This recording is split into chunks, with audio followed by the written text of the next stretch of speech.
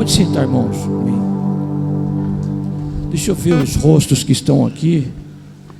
Os preferidos estão desse lado aqui, e os preferidos estão desse lado aqui. Aleluia. É uma honra para nós estarmos recebendo irmãos aqui do Compev, de Bauru, irmãos de Agudos, todos os irmãos Arsênio, Jacomini. Jacomini é um propagandador, existe esse termo? É um propagandista tremendo. Ele faz os anúncios, faz os comentários, e convida esse, convida aquele, e de repente, você nem imagina, é uma graça. Cada um tem seu dom, né?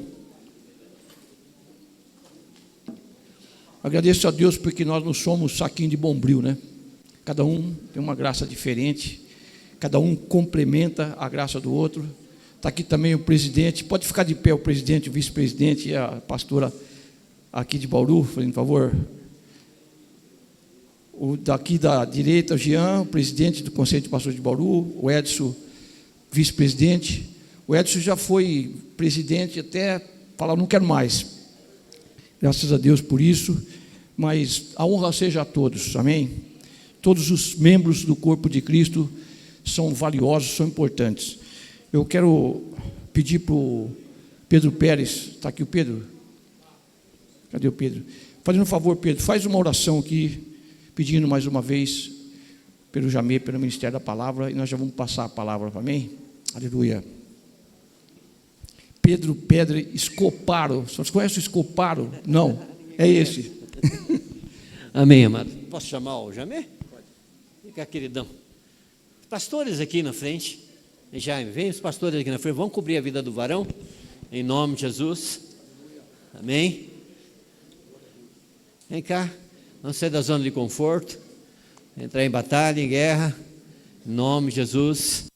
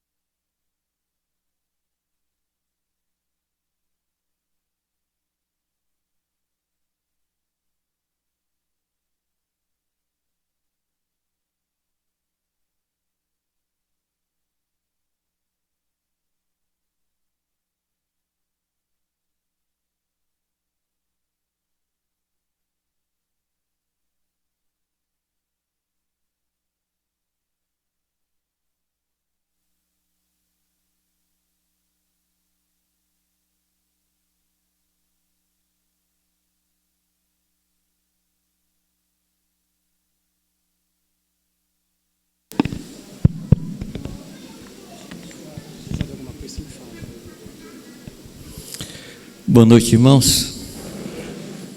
Muito bom estar aqui, viu? Muito bom. E com um tanto de homens de Deus orando por mim, tem que ser uma bênção, né? Tem que ser uma bênção. Eu tenho muita certeza em meu coração que quando eu chegar diante de Deus, e se eu tiver que receber algum galardão, e no meu caso eu acho que vai ser um galardinho, eu vou ter que dividir com muita gente que me sustenta em oração. Tem um grupo de pessoas que jejuam por mim toda semana, e eu tenho absoluta certeza que se eu estou de pé é porque pessoas me sustentam diante do Senhor. Tem nada a ver com minha força, tem nada a ver com minha capacidade, tem a ver com a graça poderosa de Deus, essa maravilhosa graça sobre a qual nós cantamos daqui a pouco, não é? E o cântico, o último cântico aqui, é um cântico muito forte, que fala de tribulação.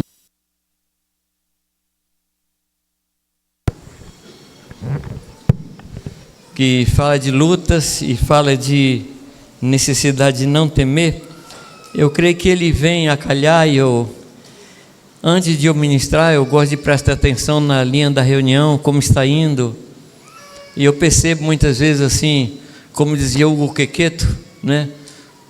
O irmão de lembrança muito boa para nós, ele dizia que enquanto a reunião vai caminhando, ele vai descobrindo o fio quente, ele vai descobrindo a fase, entende que Deus quer ir por ali.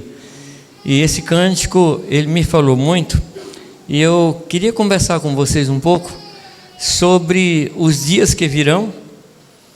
E quem me conhece sabe que eu não sou muito bom de escatologia, mas eu entendo alguma coisa, e eu entendo pelo menos 2 coisas a respeito de escatologia.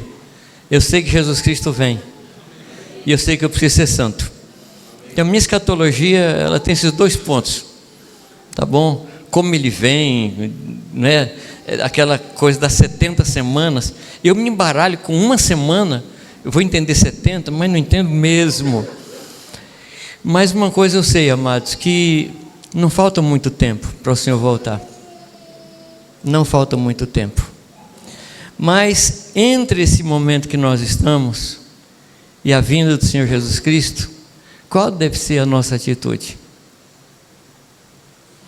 A palavra diz que nós devemos seguir a paz com todos e a santificação, sem a qual ninguém verá Deus. A palavra diz que Ele deseja encontrar fé na terra. A palavra diz que bem-aventurado a quem Ele encontrar alimentando os seus conservos. A palavra diz, amados, que Ele deseja que todos sejam salvos. Amém? Então são coisas que nós precisamos pensar. Então há um trabalho a ser feito, há um trabalho a ser realizado. Mas Deus tem falado muito forte no meu coração a necessidade da gente voltar em alguns passos, da gente voltar em algumas situações. E se você quiser dar um nome para essa palavra, a proposta é voltando à essência. Voltando à essência. A igreja, ela se sofisticou muito. Não sei se vocês concordam comigo. Se sofisticou muito. E Paulo, ele diz que ele teme que a igreja esteja se afastando da simplicidade e pureza devidas a Cristo. E para iniciar, eu gostaria de ler com vocês um texto que está na segunda carta aos Tessalonicenses, capítulo 2, o versículo 3 e 4, que fala desse tempo e dos próximos tempos. 2 Tessalonicenses 2, versículo 3 e 4, que diz que ninguém, de modo nenhum, vos engane, porque isso não acontecerá sem que primeiro venha a apostasia e seja revelado o homem da iniquidade, o filho da perdição. Eu não saberia dizer a você quem é o iníquo, quem é a besta, quem é isso, mas o fato eu sei, que a maldade está hoje multiplicada na raça humana. Isso dá para ver. Isso está muito claro, muito patente. Conversando com um juiz, amigo meu de Florianópolis, ele dizia assim: Jamê, a questão da identidade de gênero é uma agenda perdida. Não há mais o que fazer. Não há mais o que fazer. É uma batalha contra a qual não dá mais para lutar, porque ela já está aí. Correto? Eu não sei quantos já ouviram que há um tempo atrás, um mês, no máximo 2 meses atrás, um promotor de justiça em Blumenau proibiu que nas escolas públicas se falasse o nome de Deus. Amados, nós não estamos em Cuba.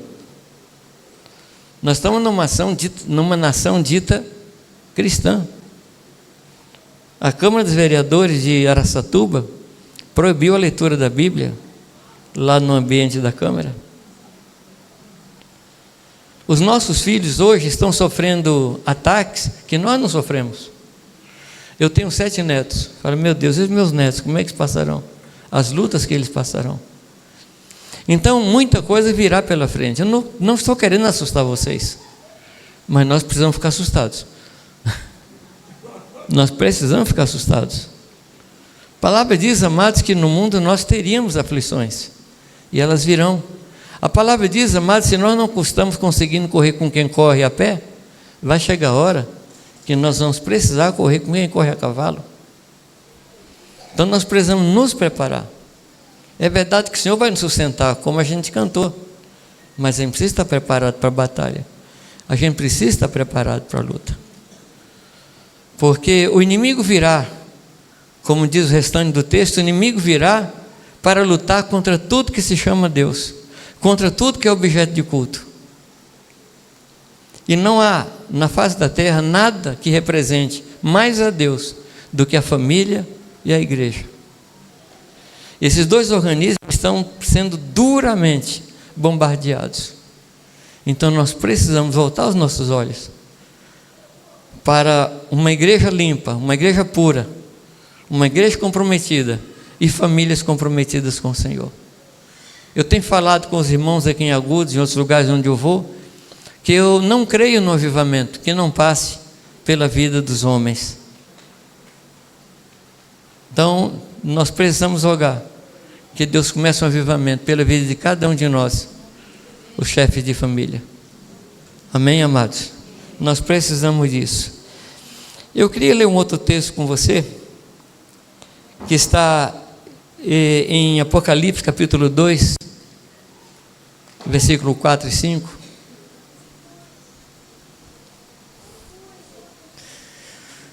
Aqui a carta do Espírito Santo, através de João, para a igreja de Éfeso, começa falando de algumas qualidades dessa igreja. Era uma igreja que a gente poderia chamar de uma igreja raiz, como os jovens dizem, né? Raiz no sentido de que era uma igreja que tinha doutrina radical. Era uma igreja que testava os apóstolos, sim ou não? A apóstolo chegava lá com o título de apóstolo e ela julgava, ela testava. E é importante a gente lembrar que essa igreja foi fundada por Paulo. Paulo ficou 2 anos e meio ali naquela igreja, anunciando a palavra e ensinando todos os dias, todo o conselho de Deus. E quando Paulo precisa sair, quem é que ele deixa lá? Timóteo, do qual ele fala que ninguém tinha o mesmo coração que ele, a não ser Timóteo. Então era uma igreja, amados, que a gente pode dizer assim, uma igreja que tinha pedigree, uma igreja que tinha raiz, ou se você quiser, uma igreja ortodoxa, uma igreja que tinha uma doutrina sadia, uma igreja que julgava aquele que devia ser julgado. Mas o texto diz assim: tenho, porém, contra ti. O que é que ele fala, amados? Que deixastes, que abandonaste o teu primeiro amor. Nós podemos pensar nessa expressão, primeiro amor, de 2 formas. Nós podemos pensar na pessoa que nós primeiro amamos, mas nós podemos pensar na pessoa que nós mais amamos, que é o primeiro amor da nossa vida. Eu creio que essa segunda interpretação cabe mais aqui. Quando a palavra diz que nós devemos amar ao Senhor de todo o nosso pensamento, de todo o nosso coração, com toda a nossa força, com todo o nosso entendimento. Isso fala de primeiro amor. Então o que ele está dizendo, amados? Que uma igreja ortodoxa, uma igreja que tem doutrina sadia, ela precisa manter o amor ao Senhor. Ela precisa manter a paixão pelo Senhor. E aqui, eu tenho que pedir a vocês que chequem o seu coração para ver como é que está seu amor pelo Senhor. Amados, o que nos move na vida cristã, que nos faz passar por lutas, que nos faz passar por tribulações, é a nossa paixão pelo Senhor. Se a gente perde isso, amados, a gente perde absolutamente tudo. Não sei se vocês concordam. Se a gente perde a nossa paixão pelo Senhor, eu não sei como é que era você no começo da sua vida, mas eu me lembro da paixão que eu tinha pelo Senhor e pela palavra. Antes de me converter, minha família era uma família espírita, e a gente lia muito, e eu mais do que todo mundo. E chegou um momento da minha história, da minha vida, que eu tinha uma sede tremenda de aprender. Em Belo Horizonte, onde eu morava, eu entrava na biblioteca, uma biblioteca do Senai, entrava 8 da manhã, até que a bibliotecária pedia para eu sair, para ela fechar a biblioteca. Eu lia muito, uma sede fabulosa. E um dia Deus me alcançou. Eu entrei numa crise e Deus me pegou. E a sede que eu tinha por outros livros se voltou para a Escritura. E eu passei a ter um sede pela Escritura, um negócio assim insaciável. Eu levava minha marmita para o trabalho, e na hora do almoço eu abria a marmita e abria a Bíblia. Um esquentava e o outro esfriava. Muitas vezes eu não conseguia comer, tão envolvido com a mensagem do Evangelho. E na nossa congregação tinha um homem que era uma vítima minha. Quando terminava a reunião, ele morava perto da minha casa, eu começava a fazer pergunta para ele. Ele ia a pé para casa e eu começava a perguntar: e isso, e isso, e isso. E ele me explicava. Chegava perto de casa, a gente sentava numa muretinha que tinha na frente de casa, e a gente conversava, e eu perguntando, daqui a pouco o sol nascia. Ele falava: poxa, a gente precisa trabalhar, né? Aí ia tomar banho e voltar para o trabalho. Mas muitas noites, eu fui encontrar com esse homem um dia. Eu vou dizer da minha gratidão pela vida dele.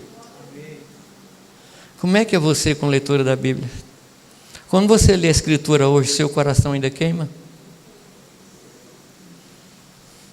Quando você lê a Escritura mexe com você? A gente precisa ler a Bíblia, amados, realmente como ela é.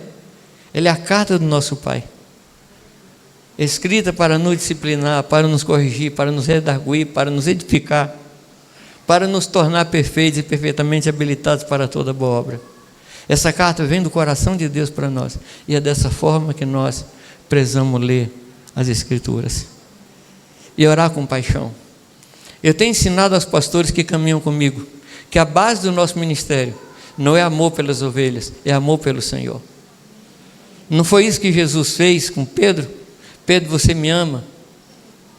Pastoreia as minhas ovelhas. Pedro, você me ama? Apacenta os meus cordeirinhos. Eu não posso amar as ovelhas antes de amar ao Senhor. E o segredo é, se eu amo a Deus, eu passo a amar o que Deus ama. E passo a odiar o que Deus odeia. Então, o meu amor pelo Senhor é que determina as minhas ações. Vocês conhecem a história de dois homens que saíram de Jerusalém e caminhavam para Emaús? Uma história muito conhecida. Mas eu queria propor para você uma leitura mais abrangente. Eu não vou ler o texto não, porque esse texto a gente conhece de baixo para cima, cima para baixo. Mas eu queria chamar a sua atenção para o que estava acontecendo no coração daqueles homens. Às vezes a gente não compreende o que eles estavam passando. Mas, amados, eles haviam se encontrado com Jesus. E a mensagem de Jesus é que viria um reino que dominaria todas as coisas. E é bem verdade que o judeu esperava um rei que derrubasse os romanos. Era essa a expectativa deles. Inclusive uma senhora faz um lobby para que os seus filhos se assentassem no melhor lugar. Porque essa era a expectativa deles. O que você acha da gente ter um governante que livra a gente da fila do SUS, curando por fora? O que você acha de um governante que cura cegueira, multiplica o pão, paga imposto por nós? O que vocês acham? Então parece que Jesus foi alimentando o sonho deles, até que um dia Jesus fala que era importante, que importava que o Filho do Homem fosse entregue, fosse açoitado, fosse crucificado e fosse morto. Como é que essa mensagem chegou no coração deles? Como é que chegaria no seu? Às vezes a gente não compreende aqueles dois de Emaús, mas a gente precisa calçar os sapatos dele para entender. Eles tinham toda a expectativa de que Jesus Cristo viesse implantar um reino totalmente diferente. Mas daqui a pouco Jesus é preso. Pedro então ficou amargurado. Tão amargurado que quis matar a pessoa que estava prendendo Jesus. Graças a Deus ele era pescador. Ele cortou só a orelha do homem. Ele não tinha destreza para matar ninguém. Era pescador. E Pedro, capítulo 26 de Mateus, diz que ele segue a Jesus de longe e se assenta para ver o fim. Ou seja, ele tinha certeza que tudo estava acabando naquele dia. O retrato da desilusão, o retrato da decepção. Eles não compreendiam que o que estava acontecendo era para implantar o reino. Era exatamente para implantar o reino. E aqueles dois homens vêm conversando um com o outro, compartilhando amargura, compartilhando depressão. Até que um desconhecido caminha ao lado deles e pergunta o quê? Sobre o que vocês estão conversando? Você lembra a resposta deles? Deus do céu. Gente, se aquilo não fosse trágico, seria cômico, porque eles falam assim: você é o único que passou por Jerusalém nesses dias e não seguiu as notícias dos jornais, dos WhatsApp, do Instagram, contando o que aconteceu com o tal de Jesus. Será que você é o único? Aí Jesus chama eles de quê? Tardios de entendimento. Traduzindo para o português, o que é? Retardados. Chamou de retardado. E o texto diz, amados, que ele passa pelos profetas, vem pela lei, passa por Moisés e fala de si mesmo. E fala de si mesmo.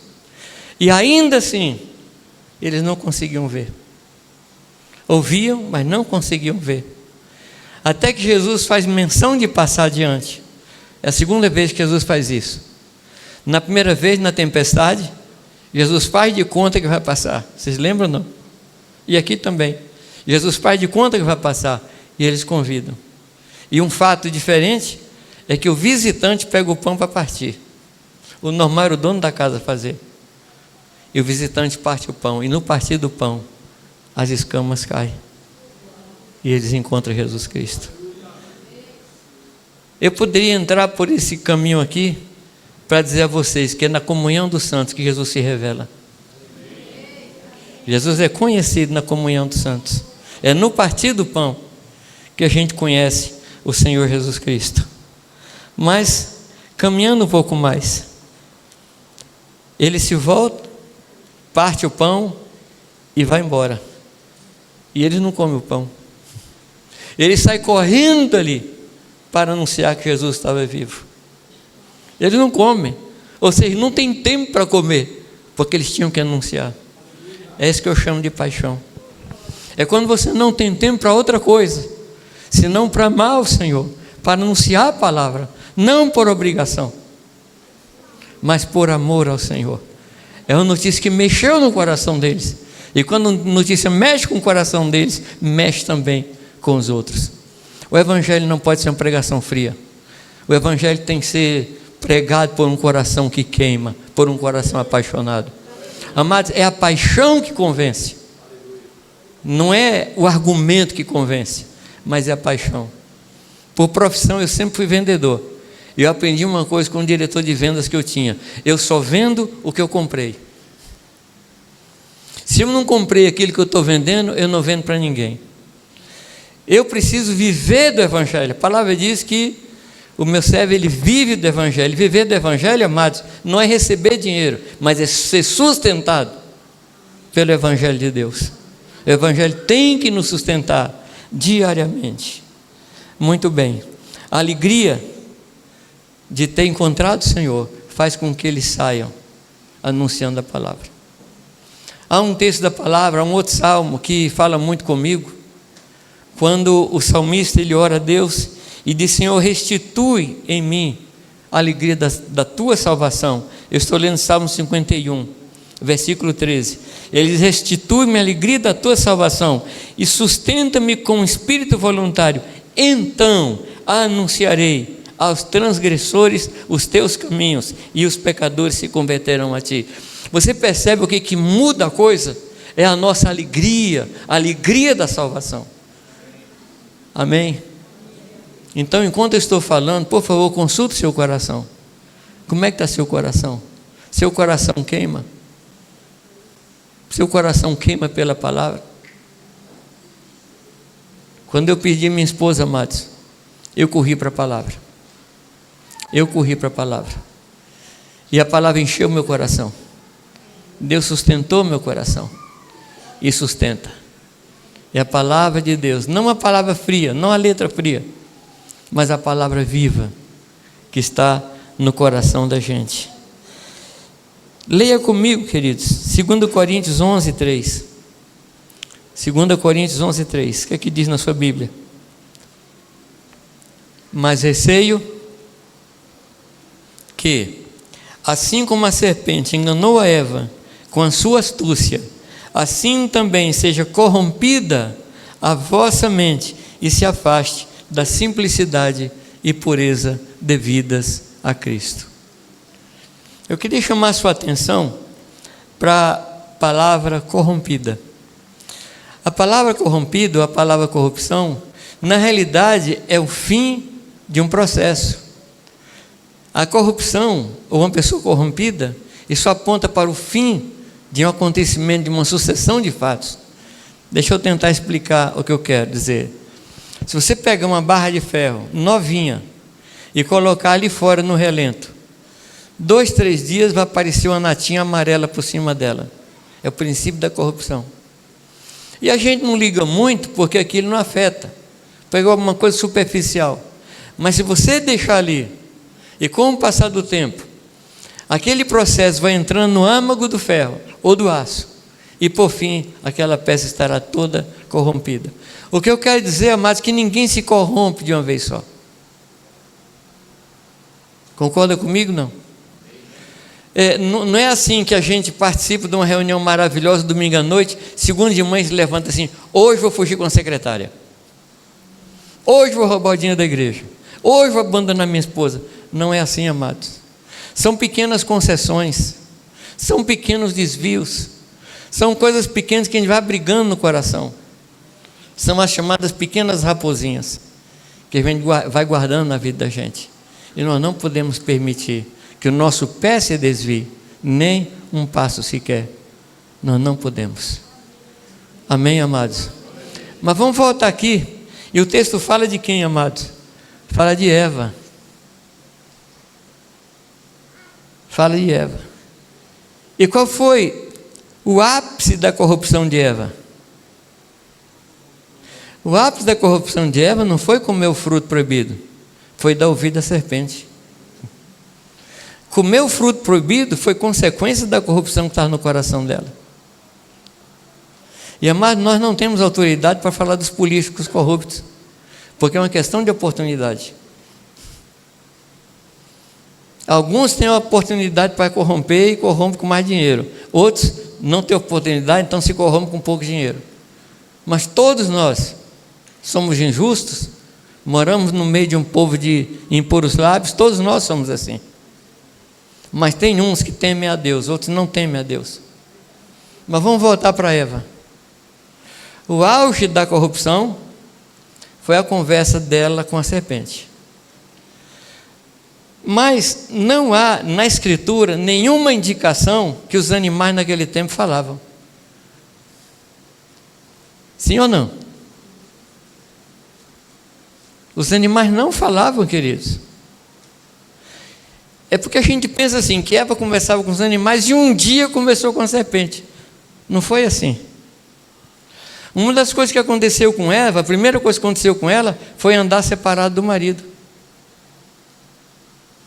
É bem verdade que minha esposa dizia que Adão devia estar no computador naquela hora. E deixou a mulher conversar com a serpente. Então não há espanto nela, não há um susto, não há assim um escândalo. Ela conversa com a serpente. E a serpente interpreta a Bíblia, porque Deus falou uma coisa e a Bíblia, Deus falou uma coisa e a serpente falou outra. Ela interpreta e Eva atende aquilo. Tem outra história na Bíblia de gente conversando com animal. Lembra não? Um tal de Balaão. Quem era Balaão? Era um profeta. Mas era um profeta assim que não tinha um bom padrão moral, né? Não era muito firme assim nas suas convicções de honestidade. Porque Balaque encomenda uma profecia, ele não profetiza, mas ele quer mudar de lugar, porque pode ser que naquele lugar dê certo. até que a mula resolve parar. Por quê? Interessante, queridos, essa história é muito interessante, porque a palavra profeta, o termo profeta, naquela época era chamado de vidente. E o que é que ele não viu? O anjo com a espada. E o que é que a mula viu? Então quem era o vidente realmente?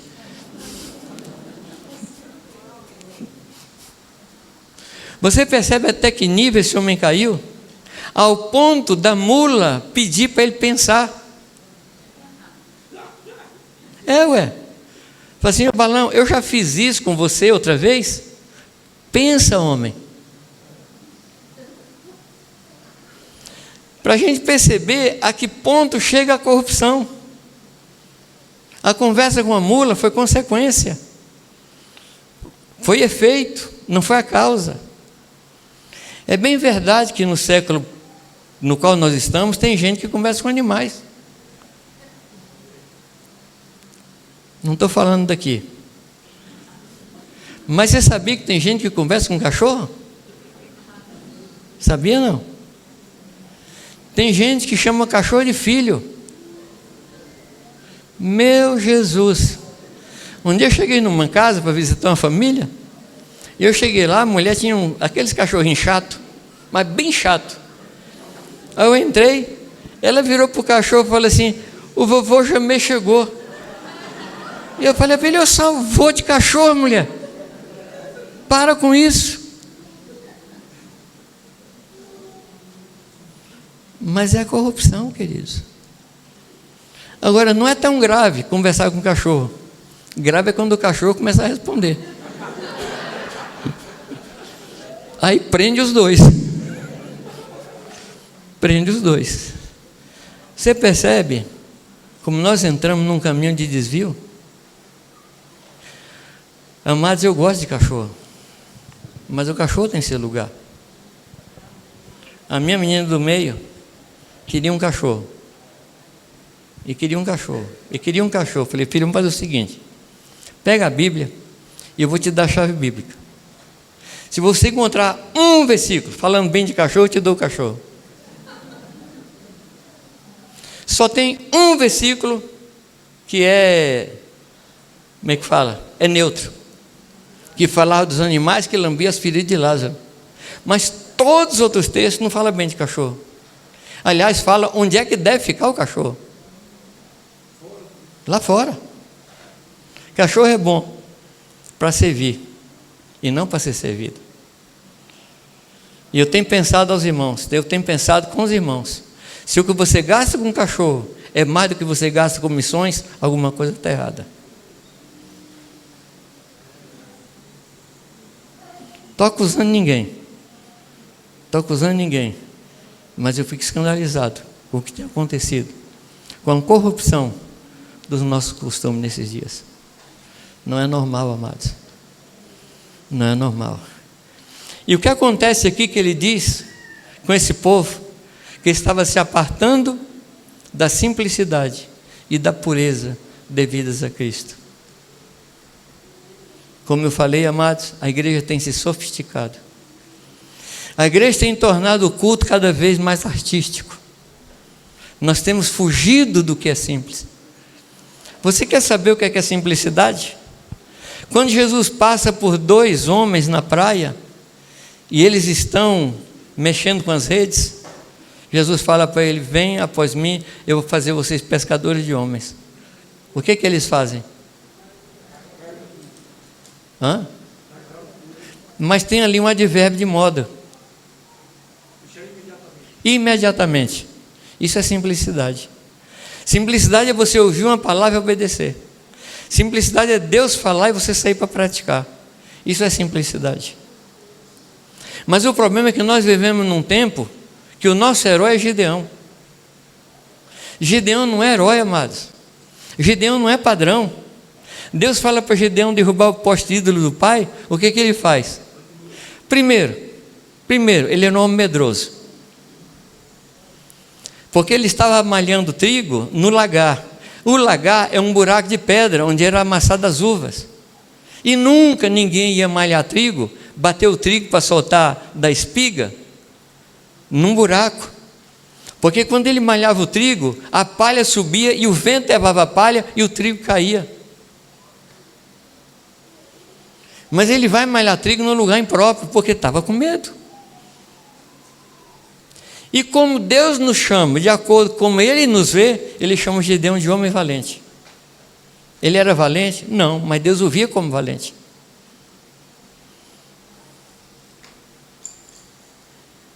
E Deus fala com ele o que ele tinha que fazer. Mas o que ele faz? Ele pega um novelo de lã e põe lá fora, para que Deus fizesse molhar o novelo e não molhar ao redor. E Deus faz o que ele pede. Aí ele fala: tá bom, Senhor, deu mais um sinal. Faz o contrário agora. A gente vê a tremenda paciência de Deus. Gideão não é padrão para nós. Padrão para nós eram os discípulos que largaram imediatamente as redes. Eu trabalhei, amados, na educação dos nossos filhos em casa. E a gente nunca usou o método de contar até 3. Não sei se você já usou. Mas é um método que o Senhor Jesus não usa. Você não vai encontrar em nenhum lugar da Escritura Deus falando: eu vou contar até 3 para você abandonar o adultério. Já ouviu, não? Contar até 3, mas é dar 3 chances para o pecado. Lá em casa a gente contava até 1. O 2 já era Pentecostes. O fogo descia. Simplicidade é quando Deus fala a você: busque a minha presença, e você busca a presença. Isso é simplicidade. A prova da simplicidade é a minha obediência ao Senhor. Amém?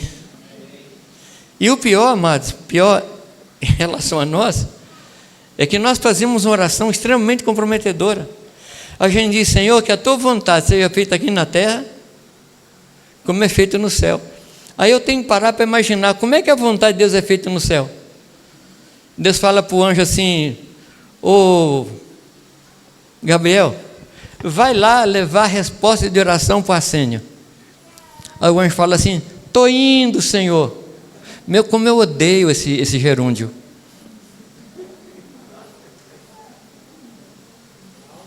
Eu acho que tem anjo lá com 6 asas só para ir mais rápido. Simplicidade é você ouvir a Deus e obedecer ao Senhor. Ordem do Senhor, mandamento do Senhor são feitos para a gente obedecer e não para a gente administrar. O problema é que a gente administra os mandamentos do Senhor. Simplicidade e pureza. Pureza fala de um coração puro diante de Deus. Pureza fala de uma mente simples. Uma das traduções para mansidão na Escritura fala de mente meiga. Mente meiga. É eu pensar dos outros sempre o bem. É não suspeitar. Isso é pureza, pureza de coração. Não foi isso que o Senhor falou com os discípulos quando eles perguntavam quem era o maior? Ele falou: se vocês não se tornarem como essas crianças, vocês não poderão herdar o reino dos céus. Simplicidade e pureza. Amados, não permitamos que o nosso coração se corrompa. Deus falou, nós cremos e obedecemos. É só isso. Não temos que pedir sinais. Deus falou, acabou. E a gente chegou num tal alto grau de, como é que eu diria, de procrastinação, que às vezes a gente acorda de noite e vem um nome no nosso coração, um nome na nossa mente, e a gente entende que a gente deve orar com uma pessoa, mas a gente para pensar se foi a nossa carne ou se foi Satanás. Meu amado, quando é que Satanás manda você orar por alguém? Meu Deus do céu! Quando é que a sua carne manda você jejuar? Seja simples, sejamos puros. Amém, amados? Sejamos puros, obedeçamos ao Senhor. Simplicidade de coração, fala de sinceridade, fala de uma vida íntegra, um coração inteiro, um coração sem fissura, um coração sem rachadura, nosso coração inteiro diante do Senhor. Deus quer que a nossa vida se torne uma vida sem sofisticação, uma vida simples. Numa das vezes que eu vim aqui, eu falei sobre um padrão que Abraão tinha. Abraão morava em tendas, lembra não? E diz que ele morava em tendas com Isaac e Jacó. Tenda fala de quê? Tenda fala de simplicidade, tenda fala de mobilidade, tenda fala de disponibilidade, tenda fala de desapego. Deus quer que a igreja dele more em tendas, ainda morando em casas. Porque a questão não é a casa, é o coração.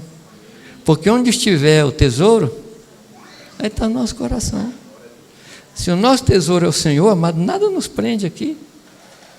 Nada nos prende. Eu me lembro quando eu e Irani resolvemos pedir a Deus uma casa, e Deus nos deu a casa, milagrosamente, uma casa muito boa em Jundiaí. E nós fizemos a reforma da casa, e no dia que eu entrei na casa para ver se estava tudo pronto, eu ouvi Deus falar comigo lá no meio da sala. E Ele falou: essa casa agora é um sinal que você pode sair de Jundiaí na hora que eu quiser. Eu falei: ué, Deus, o Senhor me deu uma casa e agora está dizendo que eu devo sair de Jundiaí na hora que você quiser? É. Ele me falou: não posso ser preso a nada, nem a própria casa que Ele me deu. A única prisão minha deve ser no Senhor. Como Paulo falou, da cadeia em Roma, Paulo diz: eu, o prisioneiro, no Senhor. É por causa disso que nós encontramos um homem aparentemente louco, que numa prisão encontra um copeiro, encontra um padeiro e pergunta: por que é que vocês estão tristes? Meu Deus do céu, que loucura! 2 homens presos foram jogados lá para o faraó, estava correndo risco de vida, e José chega lá e pergunta: por que eles estavam tristes? Está na cadeia. Mas é que José não vivia preso. José vivia no outro nível, no outro padrão, no outro lugar, onde nenhuma prisão o prenderia. Então para ele não era normal que na prisão houvesse gente triste. Era um lugar onde a presença de Deus estava. Amém, amados? Muito bem, deixa eu lhe fazer uma pergunta. Não sei se é uma pergunta existencial, filosófica, sei lá, mas é o ambiente que influencia a pessoa ou a pessoa influencia o ambiente? É a pessoa que influencia o ambiente? Eu acho que as duas coisas são corretas. Porque você é uma pessoa que, se você for forte nas suas convicções, certamente você influenciará algumas pessoas ao seu redor. E a sua influência chegará naquela pessoa e se potencializará com aquilo que a pessoa pensa e volta para você mais forte. Então você influencia e você é influenciado. Pois bem, eu queria caminhar com você pensando um pouco na carta aos Coríntios. E aí eu vou responder a pergunta do ambiente, você vai entender por que eu estou fazendo essa pergunta. 1 Coríntios capítulo 12, você conhece?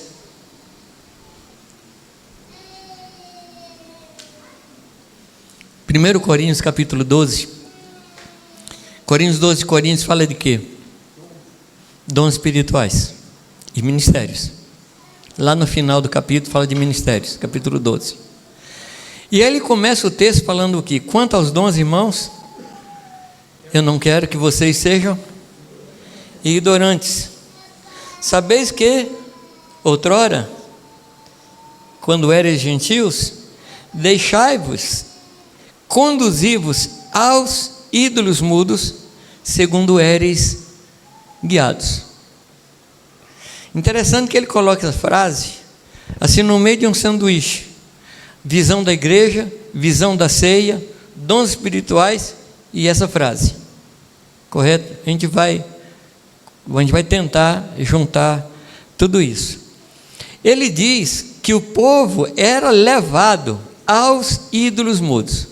Se você se lembrar do que está escrito em Efésios capítulo 2, verso 1, diz que os filhos da desobediência eram guiados pelo espírito deste mundo.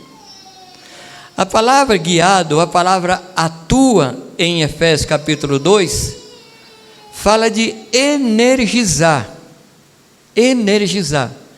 Ou seja, o espírito desse mundo energiza as pessoas, assim como o Espírito Santo energiza os seus filhos. Há um espírito que move as pessoas deste mundo, assim como há um espírito que move os filhos de Deus. Amém? Até aqui tudo bem? Então ele diz que esse povo de Corinto era guiado pelos ídolos mudos, mas era um espírito atuante. Ele não falava, mas ele guiava. E eu comecei a pensar que tipo de ídolo guiava o povo de Corinto. E aí, queridos, eu fui fazer uma pesquisa sobre o que era a igreja de Corinto, que era a cidade de Corinto. A cidade de Corinto tem umas características muito interessantes. Era uma cidade que tinha 2 portos, um porto no mar Egeu e um outro porto no Golfo de Corinto. Então eram 2 portos que davam as costas um para o outro. E uma característica de uma cidade portuária é a prostituição.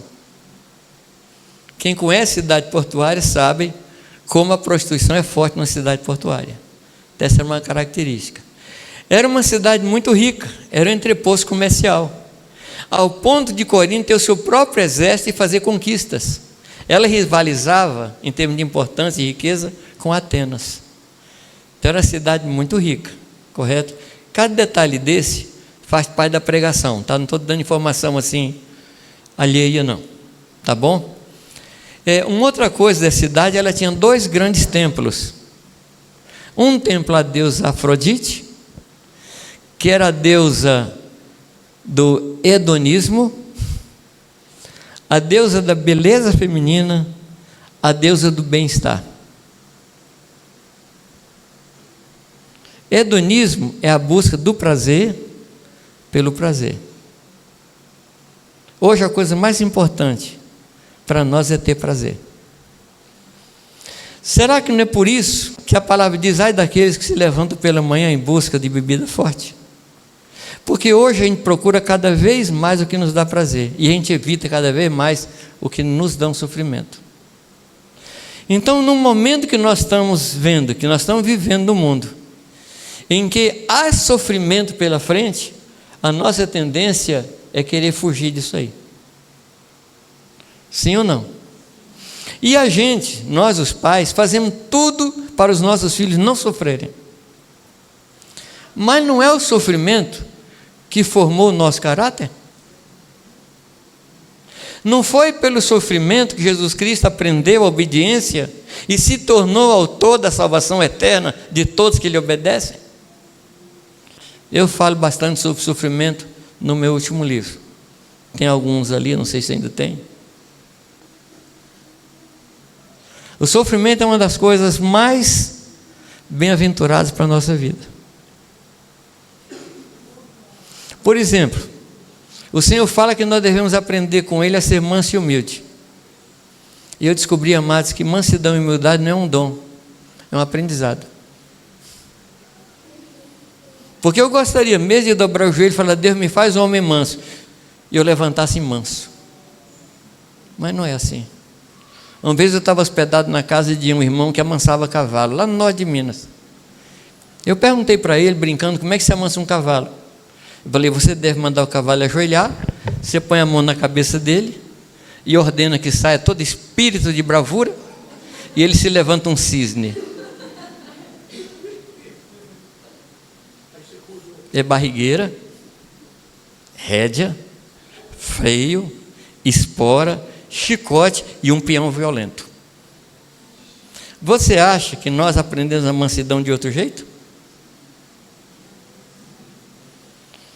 E eu aprendi uma coisa, amado, que Deus trata o material, a ferramenta é de acordo com o material a ser trabalhado.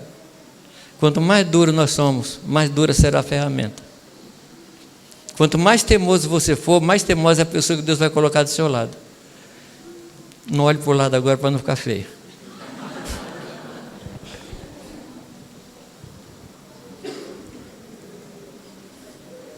Voltando para a igreja em Corinto. Um templo ao prazer. Será que não é isso, amados, que faz muitos crentes saírem em busca de congregações nas cidades, igrejas que lhes dão mais prazer? Mais ou menos como supermercado. Aquela igreja ali é forte no louvor, eu vou na hora do louvor. Mas aquela igreja ali, ela está fazendo uma promoção de palavra, eu vou lá. Aquela outra ali tem uma escolinha excelente para meus filhos.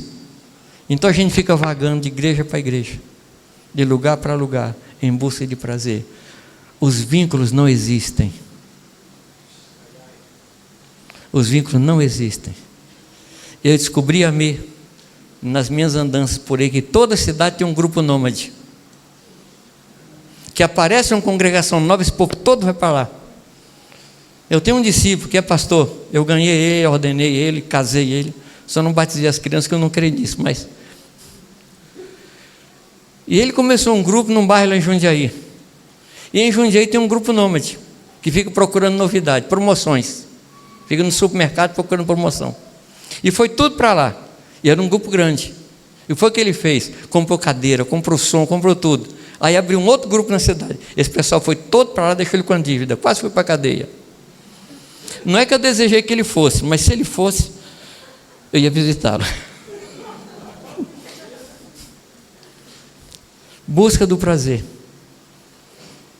É colchão cada vez mais macio, é carro cada vez mais macio, porque a gente foge do sofrimento. E uma das coisas que causa muito sofrimento em nós são os processos.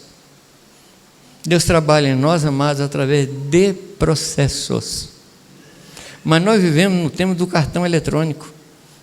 Então as nossas orações refletem isso. A gente ora e quer que Deus responda na hora. Só que Deus tem um tempo dele. E eu descobri uma outra coisa em termos de oração.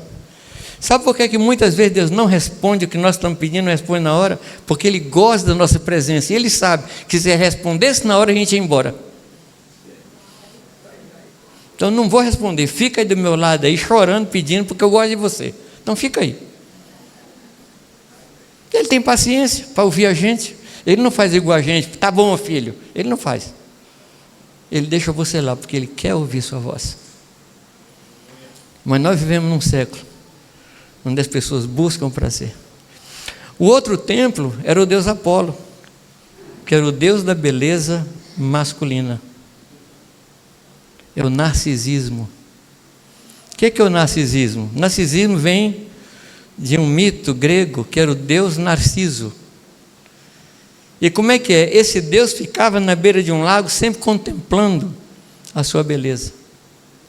E hoje nós vemos dinheiro e mais dinheiro e mais dinheiro gasto no culto ao corpo. E quando eu estava estudando sobre isso aqui, eu falei, Deus, será que eu estou estudando sobre Corinto ou Jundiaí? A quantidade de academias que tem em Jundiaí, amados, é um negócio assustador. Eu não estou falando contra a ginástica. Eu estou falando do culto à beleza. Uma terceira coisa que havia naquela cidade era o individualismo. Individualismo. Individualismo se manifesta quando a pessoa fala assim, eu já tenho muito problema, não tenho tempo de cuidar de outra pessoa. Já viu isso, não? Irmão, nós precisamos visitar o doente no hospital. Gente, eu já tenho muito problema. Eu já tenho muita coisa para eu fazer. No meu primeiro pastorado, um dia eu fiquei tão bravo que eu ia bater num diácono. Gente, eu sou mau. É que a idade vai fazendo a gente ficar mais controlado, né? Ou com mais medo, não sei. Mas eu era muito ativo e abri um ponto ali, abri outro ponto lá, nas roças, nas fazendas. E um dia eu chamei um diácono e falei, irmão, você precisa ajudar. Você precisa ir comigo ali, está precisando de gente para pregar ali, gente para cuidar lá. Ele falou, eu não. Eu tenho minhas galinhas lá no sítio para cuidar, você fica acendendo suas fogueirinhas, que você cuide. Eu quase bati nele. Só não bati porque minha esposa estava perto. Sempre Deus coloca uma pessoa sensata perto do insensato, né? Eu ia bater nele. São pessoas que pensam em si mesmas, que olham para si mesmas e se dizem as melhores. É o narcisismo, é o intelectualismo, outra coisa. Pessoas que acham que o que ela pensa é melhor do que os outros pensam. A Grécia, amados, é a sede da filosofia. Quando dois homens gregos pedem para ver a Jesus e falam com Filipe, nós queremos conhecer a Jesus. E Filipe chega para Jesus e fala: Jesus, olha, tem dois gregos querendo te conhecer. Você se lembra a resposta de Jesus? Não? Uma resposta que aparentemente não tem nada a ver. Ele fala: como está angustiada a minha alma. O fato, amados, é que se Jesus fosse para a Grécia, ele não morreria na cruz, porque na Grécia caberia qualquer coisa, qualquer filosofia, qualquer ideia. Ele não teria morrido na cruz.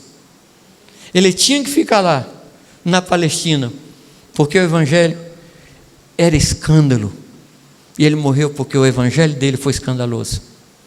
Ele morreu por isso. O intelectualismo, a filosofia. O que é que isso provoca?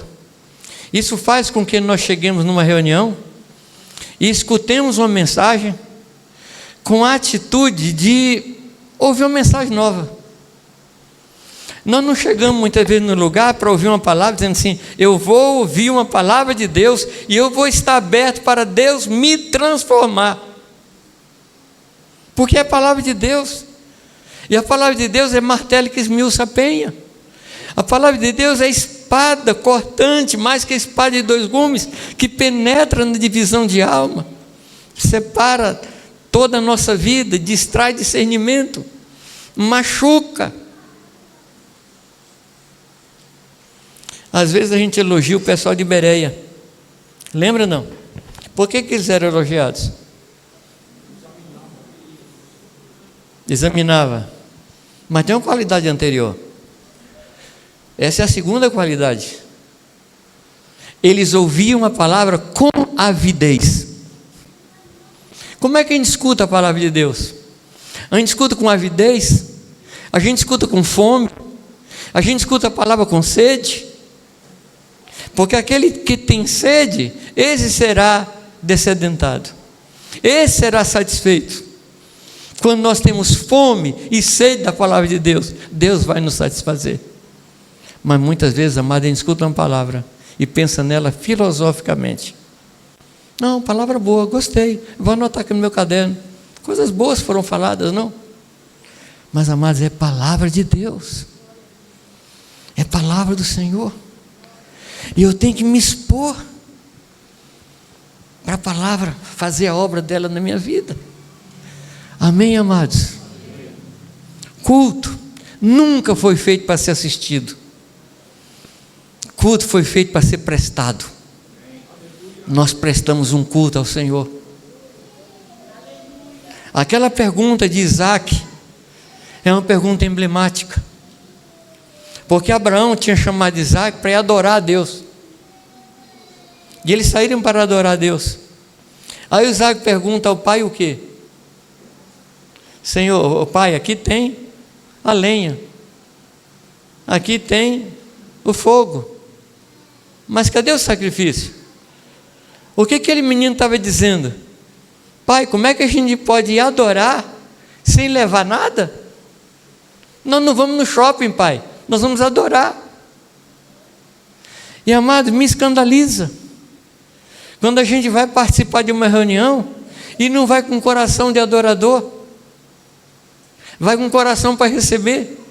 Mas culto não é lugar para receber, culto é lugar para dar, para entregar, para se sacrificar. O culto naquele tempo cheirava chifre queimado, couro queimado, excremento, sangue pisado. Hoje cheira boticário, tem nada a ver. E a gente vem para a reunião, vou assistir a reunião. Amados, não é cinema. Como nós podemos comparecer diante de Deus com mãos vazias? Como? É porque a gente escuta a palavra filosoficamente. Mas nós precisamos nos expor diante da palavra para que ela nos machuque, para que ela nos abra. Tem uma quinta coisa em Corinto. Eu sei que eu posso ser preso. Democracia. A democracia nasceu na Grécia. E qual é a essência da democracia? É o governo do povo, pelo povo e para o povo. O que tem isso a ver com o reino de Deus?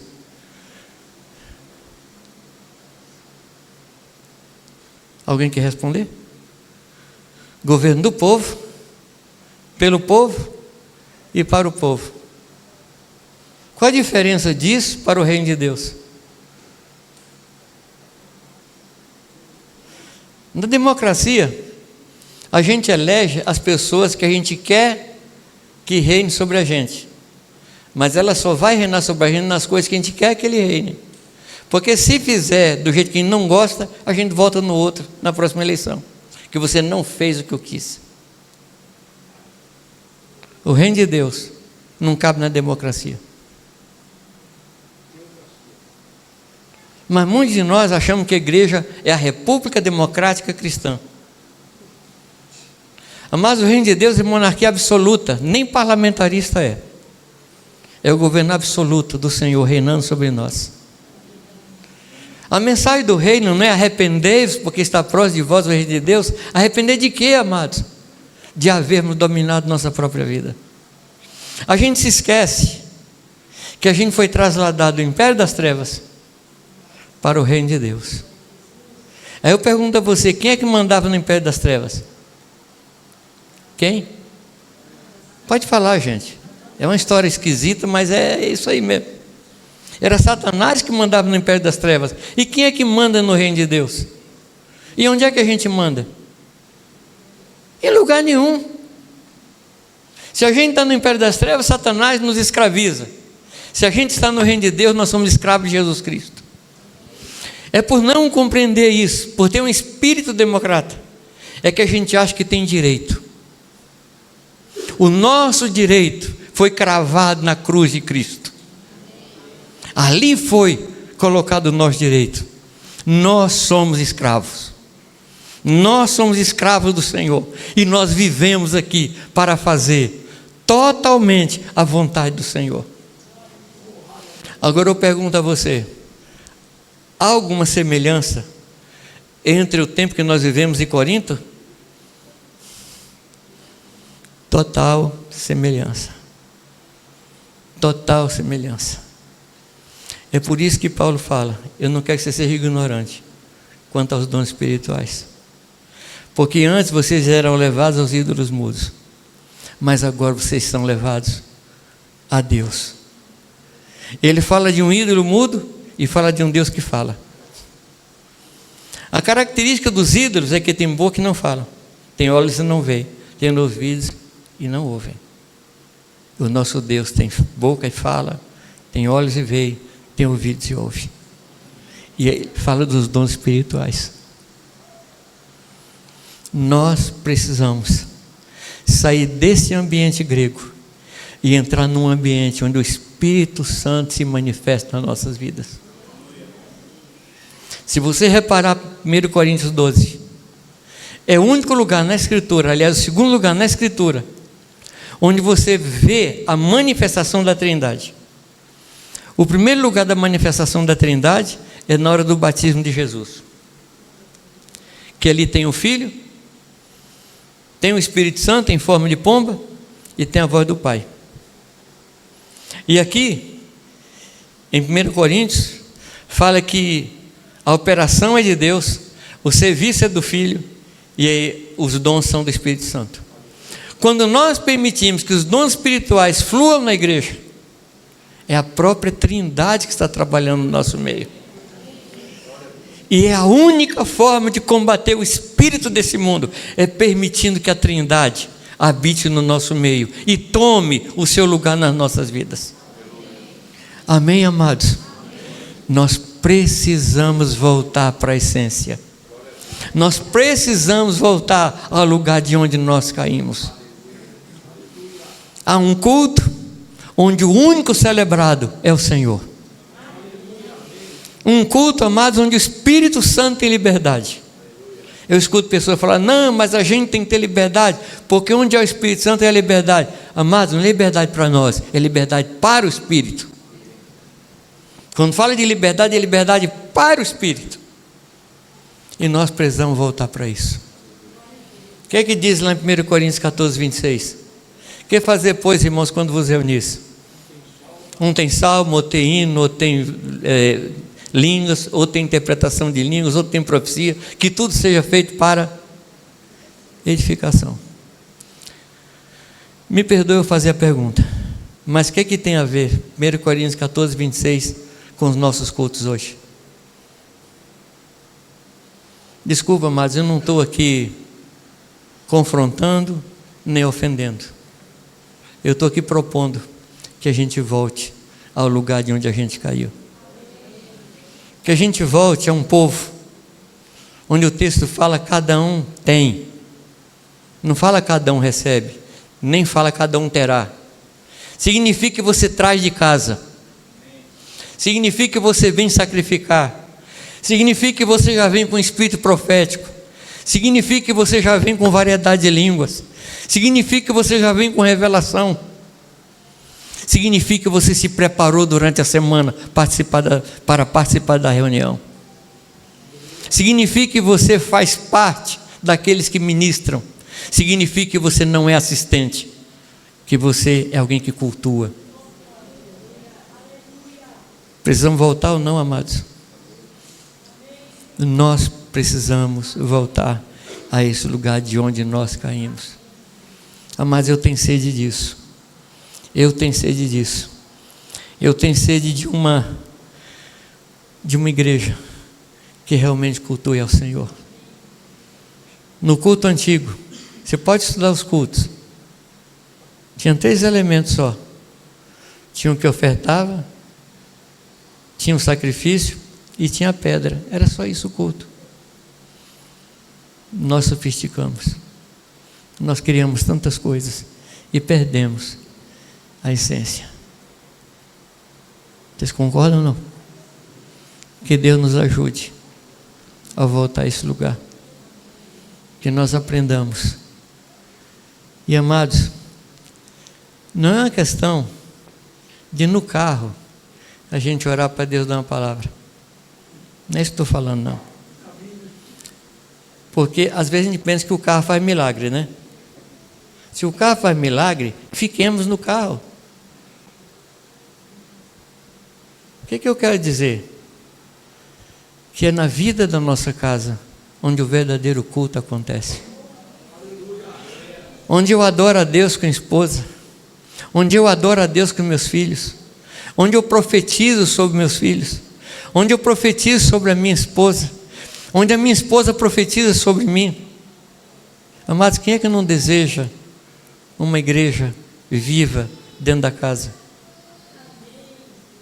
Amados, é a igreja vivendo desse jeito que vai sobressair, que vai passar pela provação, pela tribulação e vai ficar de pé. É essa igreja. É essa igreja. Uma igreja que busca a Deus dentro de casa, que toma tempo com Deus dentro de casa, que os filhos dão palavra para os pais, que os pais dão palavra para o filho, que os pais assumam o pastorado, que os pais assumam posição profética, que os pais assumam o sacerdócio. Aí nós estaremos voltando ao começo. E a reunião grande vai ser consequência desse tempo na nossa casa. Amém? Os irmãos creem nisso? Não? Vamos orar por isso. Mais que orar, vamos começar a praticar. Vamos chegar em casa e começar a orar com a família, impor as mãos. Eu contei para vocês aqui uma vez uma experiência que eu tive, e vou terminar contando essa experiência. Eu estava passando um momento de muita tentação em determinada área da minha vida, e eu precisava falar com alguém. Eu aprendi que quando a gente confessa a tentação, a gente não precisa confessar pecado. Você mata a coisa ali no ninho. E uma madrugada eu levantei, estava na janela, ali olhando para fora e chorando. Falei, Deus, eu preciso ser liberto. E me ocorreu que eu deveria então confessar alguém, sentar com alguém e confessar. E eu comecei a passar assim na minha mente os meus amigos pastores, e dizia, Deus é esse, e, assim, e percebi um silêncio de Deus. É esse? Não. É esse? Não. E no fim assim, depois de eu pensar em muita gente, falei, Deus, com quem que eu me abro? Deus falou comigo, a pessoa com quem você deve abrir está lá no seu quarto. Falei, Deus, ela não. Ela não. Porque eu fui o primeiro namorado da minha esposa. E ela tinha assim uma imagem a meu respeito muito boa. E eu não queria estragar a imagem. E foi nessa época que eu descobri que quem tem preocupação com imagem é quem trabalha com televisão. Não é quem conserta televisão. Então é essa pessoa que tem que ter preocupação com imagem, nós não. E a minha esposa tinha uma característica muito interessante. Ela deitava e dormia. E eu ficava muitas vezes invejando ela lá dormindo e eu... E às vezes eu chegava de uma reunião, ela perguntava, Jamê, como é que foi a reunião? Eu contava, ela não escutava nada. No dia seguinte perguntava, Jamê, a reunião? Eu falei, eu te contei ontem à noite. Ela falou, não contou. Eu falei, tá bom. E eu contava. Então eu estava contando que eu ia entrar no quarto, eu ia confessar meu pecado e ela não ia ouvir. Então eu nem acendi a luz, para evitar que ela acordasse. Eu cheguei na cama e falei, Irani, preciso conversar com você. Ela sentou na cama completamente desperta.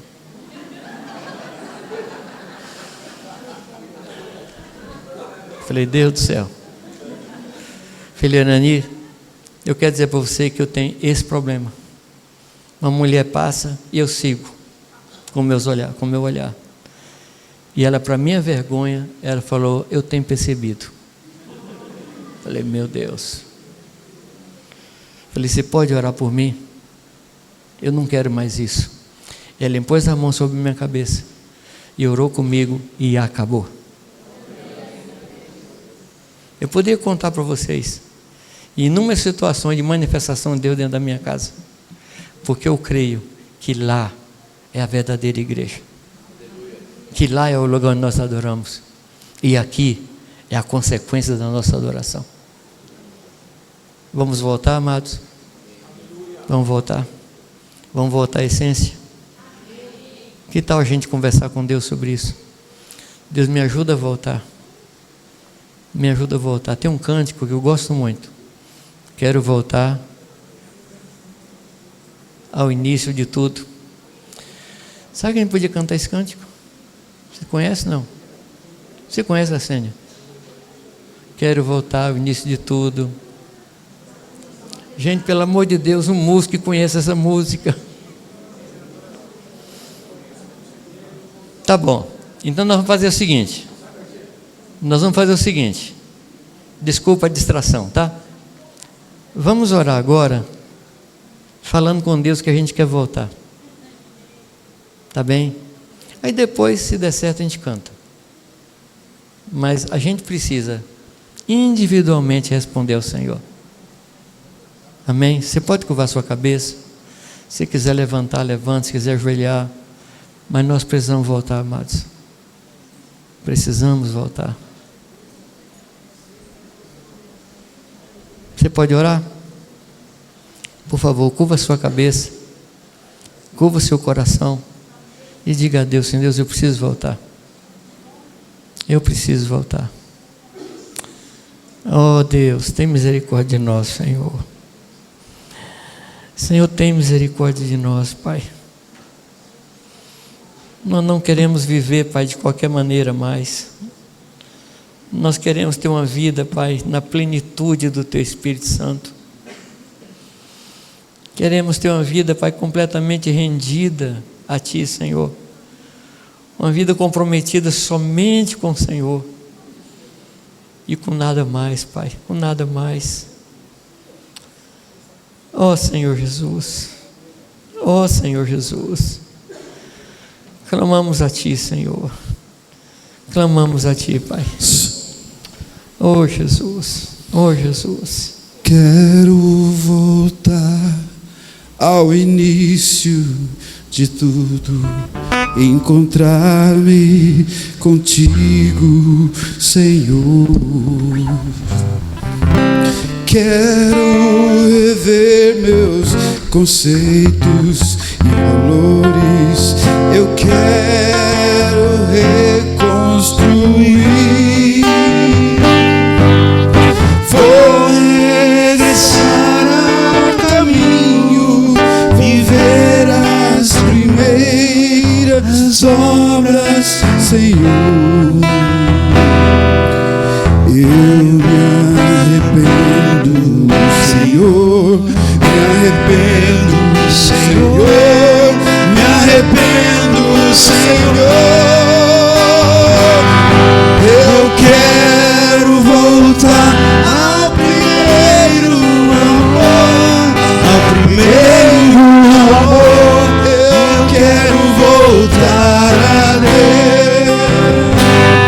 Eu quero voltar ao primeiro amor, ao primeiro amor. Eu quero voltar a Ti. Quero voltar ao início de tudo, encontrar-me contigo, Senhor. Quero rever meus conceitos e valores. Eu quero reconstruir. Vou regressar ao caminho, viver as primeiras obras, Senhor.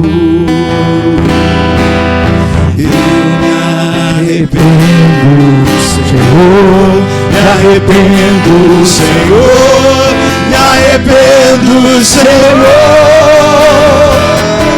Eu quero voltar ao primeiro amor, primeiro amor. Eu quero voltar a Deus. Eu quero voltar ao primeiro amor, ao primeiro amor. Eu quero voltar a Deus.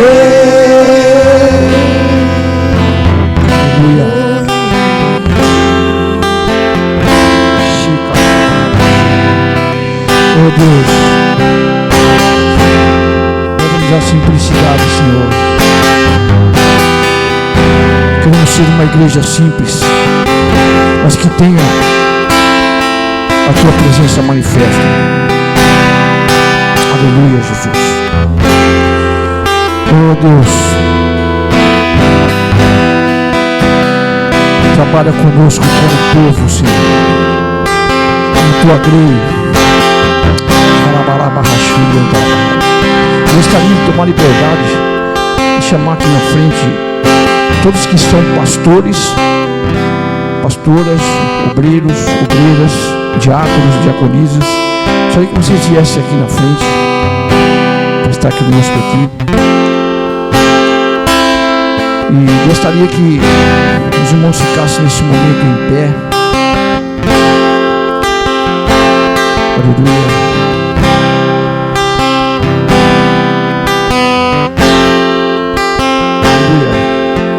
Dependente de placa, dependente de região, dependente de nível social. Aleluia. Glórias ao Teu nome, Jesus. Xalalamahashurian.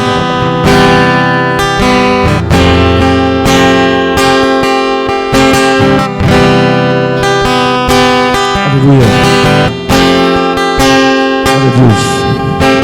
Eu não quero fazer nenhum tipo de show, de espetáculo aqui, mas todos nós sabemos algo que é fato: a igreja é uma só.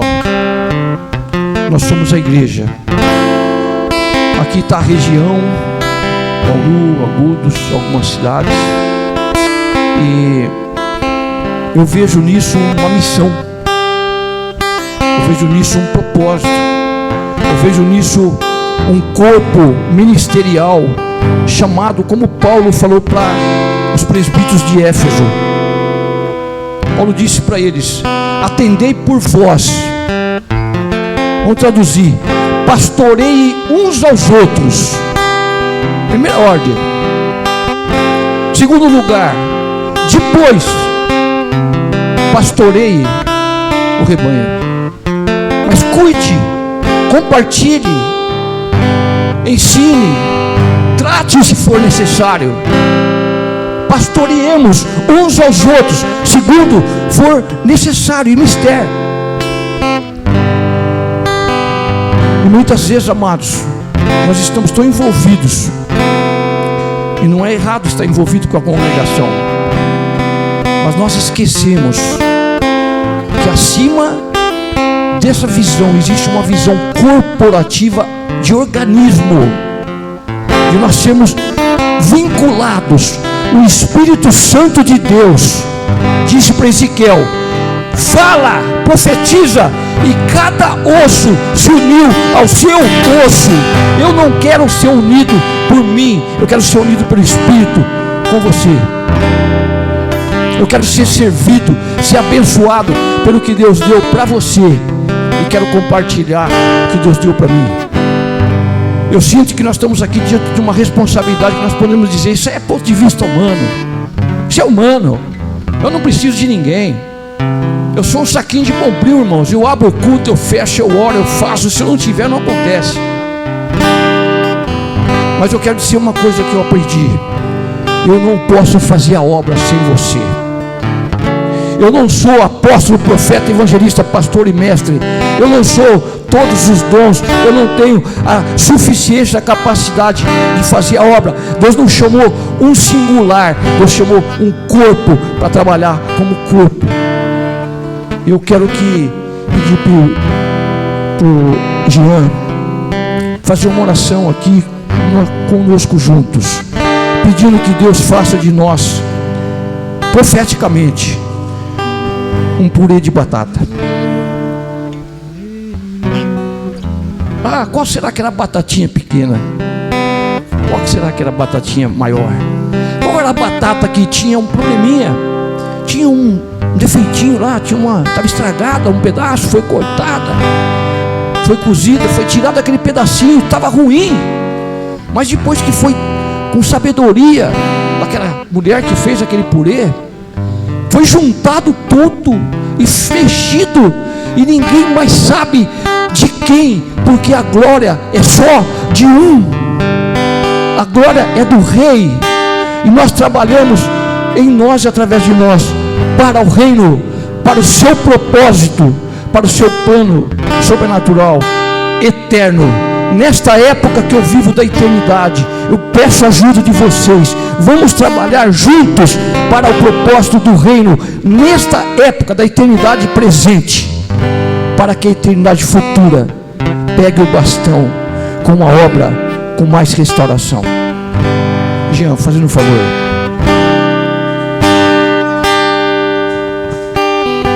Pai, em nome de Jesus, nós somos gratos ao Senhor por esta noite, gratos ao Senhor por este privilégio que temos como filhos, Deus, de nos assentar a esta mesa, Senhor, e nos alimentar deste banquete precioso, Senhor, que o Senhor preparou e reservou a todos nós, Pai.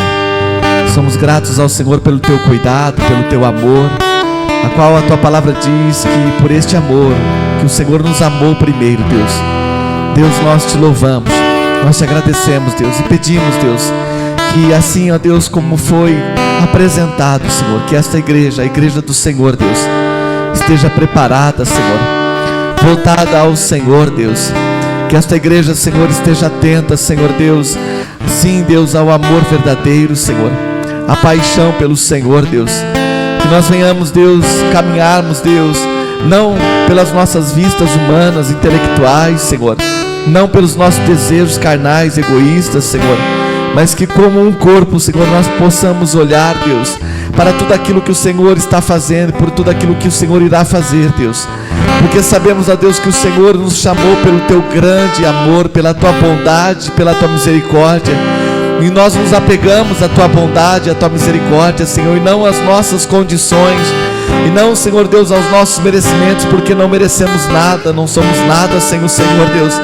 mas nos apegamos à Tua bondade, à Tua misericórdia, à Tua fidelidade, Senhor, e pedimos, nos ajude, Senhor, como igreja, Senhor, a caminharmos como um só, Senhor, porque assim somos diante do Senhor, Deus, que possamos estarmos juntos, Deus, caminhando pelo Teu propósito eterno, Senhor, Deus, aliados a Deus, a Tua vontade, Senhor, direcionados pelo Teu Espírito, Senhor, que os nossos passos sejam guiados, ó Deus, pela Tua direção, Senhor, que como igreja, Senhor, possamos caminhar debaixo da Tua nuvem, Deus, debaixo da Tua direção, ouvindo e obedecendo a Tua voz, Senhor, ouvindo e obedecendo, Senhor, ouvindo e praticando aquilo que o Senhor tem preparado para nós, Deus, que venhamos, Deus, a cada dia mais e mais despertar como homens, como mulheres do Teu reino, Senhor, Deus, debaixo desta Tua direção, que assim o Senhor nos ajude, que assim o Senhor nos fortaleça, que assim o Senhor nos faça, Senhor Deus, caminhar todos os dias debaixo de entendimento, debaixo da Tua vontade. Abra os nossos olhos, Deus,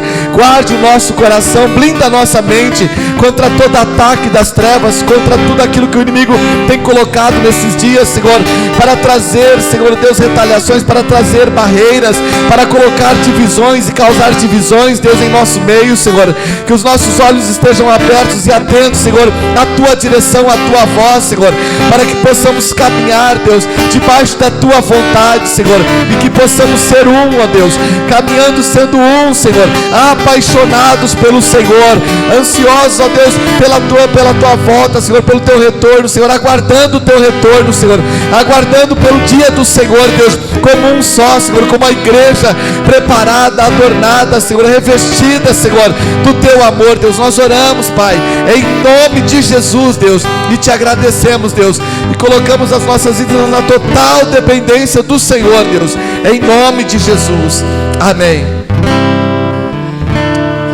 Irmãos, nós tínhamos marcado uma reunião com os pastores e obreiros que pudessem amanhã à tarde, mas está cancelada, então amanhã não vai ter nada aqui. E eu convido os irmãos Semana da Liberdade, pastores e obreiros que querem estar amanhã de manhã. Nós vamos estar na igreja Beriana, denominação ali em Bauru, Avenida Rua Antônio Alves, quadra 450. Às 9 horas da manhã terá um café da manhã ali, e depois o Jamé vai estar ministrando ali também. Muito obrigado, muito honrado com a presença de cada um. Essas portas e corações são do Senhor para o corpo de Cristo. Sejam bem-vindos. Deus abençoe os irmãos em nome de Jesus. Amém.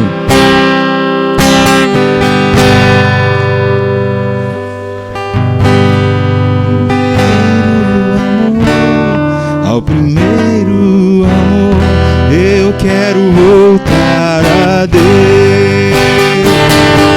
Eu quero voltar ao primeiro amor, ao primeiro amor. Eu quero voltar a Deus.